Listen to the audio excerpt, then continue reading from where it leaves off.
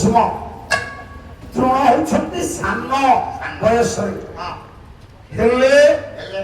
ପ୍ରଣାମ କଲେ ଯାଇ ଆପଣଙ୍କର ପିତାମହ ଭୀଷ୍ମ କାହିଁକି ନା ବ୍ରହ୍ମ ବୈବର୍ତ ପୁରା ଓଡ଼ିଆ ଖଣ୍ଡ 7 ଜଣ ବୟସରେ ସାନ ବ୍ୟକ୍ତିକି ଆମେ ପ୍ରଣାମ କରି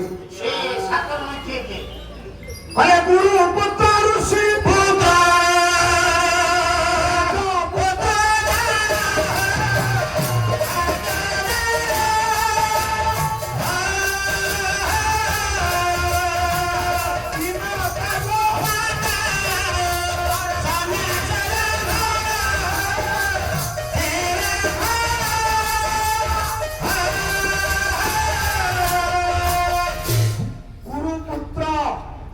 ଋଷି पुत्र राजपुत्र गोमाता विदाता सन्यासी ब्राह्मण ये 7 जन को बाबू कर नमस्कार हो बाबू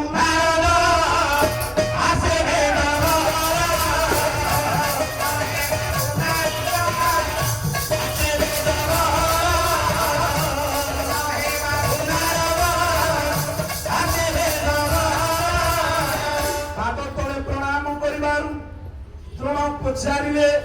हे गंगेय देवव्रत किमर्थे गमन आसीबार अभिप्राय मो नाती मानकु तमे विद्या शिक्षा देल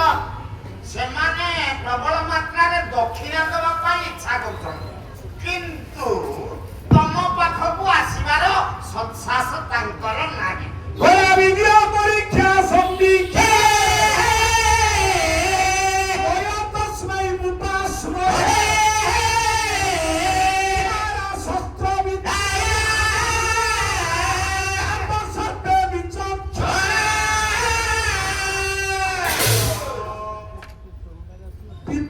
परीक्षा संदीखे मो नाती मानक आपण विद्या दान करिले समस्त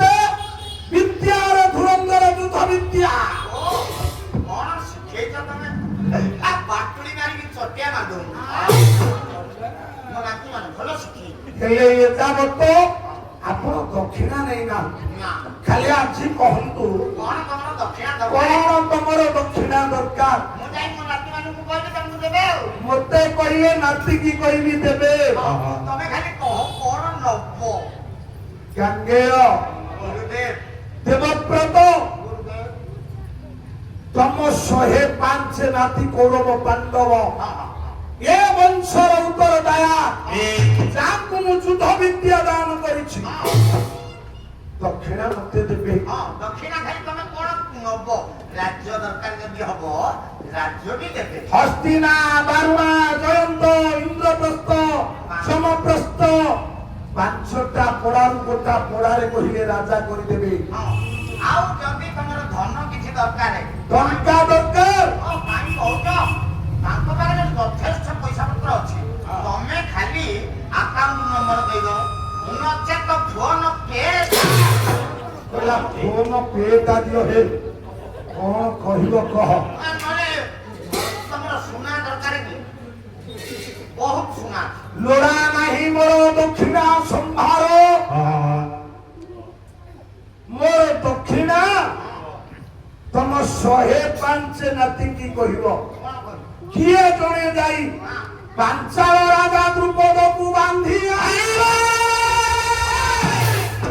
गुरुदेव तमे दक्षिणा स्वरूप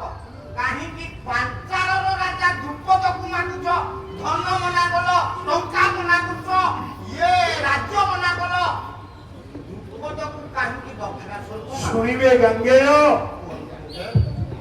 मो स्त्री ना होछि कृपी कृपी जेते बेले यही अस्वस्थामा को जन्म देला जन्म काले आरो पारी की ये यह धाम और विदाय ने आरो पारी की बात काटिला को भगवान तो मंगल कर तो भलो पाठ पड़े नमस्कार हो र